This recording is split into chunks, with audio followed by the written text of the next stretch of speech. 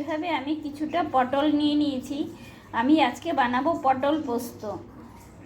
তো পটলটাকে আমি প্রথমে ভালো করে ধুয়ে নিচ্ছি, ধুয়ে ছিলে নিচ্ছি।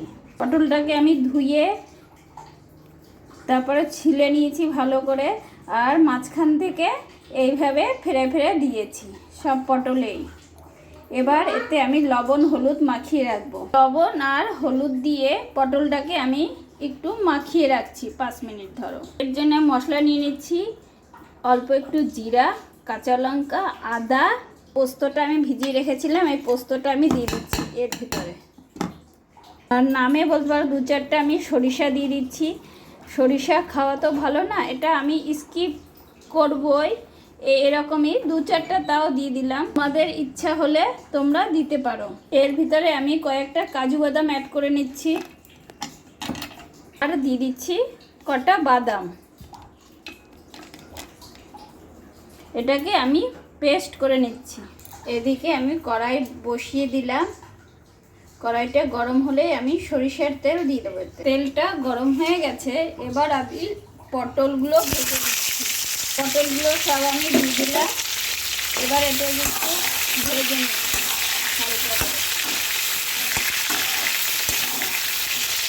দেখো পটলটা আমার ভাজা হয়ে গেছে, আর বেশি ভাজবো না, কেন পোস্ততে দেবো তখন আরও নরম হয়ে যাবে। হালকা লালচে হয়ে গেছে, দেখো কত সুন্দর। এবার আমি পটলগুলো তুলে নিচ্ছি।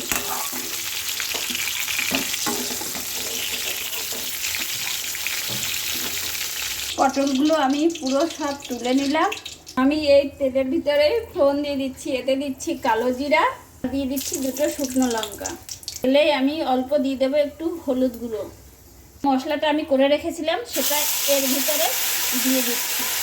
বাদাম, লঙ্কা, সরিষা যত পেস্ট ছিল সব এর ভিতরে দিয়ে দিলাম। এর ভিতরে মিক্সির বাটিটা ধুয়ে জলটুকু দিয়ে দিলাম। মশলাটা কষানো হয়ে যাবে। পোস্ত তো বেশি কষাতে হয় না, পোস্তর ভিতরেই আমি পরিমাণ মতো লবণ দিয়ে দিলাম। এই রান্নাটা কিন্তু চট জলদি হয়ে যায়, খেতেও টেস্টি, নিরামিষ দিনে দুর্দান্ত লাগে খেতে। মশলাটা আমার কষানো হয়ে গেল। এবার এর ভিতরে আমি এই পটলটা দিয়ে দিলাম, যেটা ভেজে রেখেছিলাম পোস্তর ভিতরে দিয়ে দিলাম। এবার আমি গ্যাসটা কমিয়ে ঢেকে দেব। দেখো পটল পোস্তটা এর ভিতরে আমি দিয়ে দিচ্ছি কটা কাঁচা লঙ্কা, চিড়ে দিলে আরও ভালো, কেন আমি পেস্ট করে দিয়েছি। কে কীরকম ঝাল খাবে সেটা তো বলা যায় না, ওই জন্য আমি গোটা কটা কাঁচা লঙ্কা দিয়ে দিলাম এর ভিতরে। কাজু বাদাম দেওয়া আছে তো, প্লাস বাদাম অ্যাড করা আছে, একটু লেগে যাওয়ার ভয় থাকবে, তাই এটাকে একটু নাড়তে হবে। দেখো পটলগুলো ভালো মতো সিদ্ধ হয়ে গেছে। এবার তোমরা এতে একটু মিষ্টি ফেলে দিতে পারো, টেস্টের জন্য আরও টেস্টি লাগবে। এখানে আমি চিনিটাকে স্কিপ করে দিলাম, এখানে আমি তাল মিষ্টি অ্যাড করে দিচ্ছি, দুলালের তাল মিষ্টি, টেস্টের জন্য।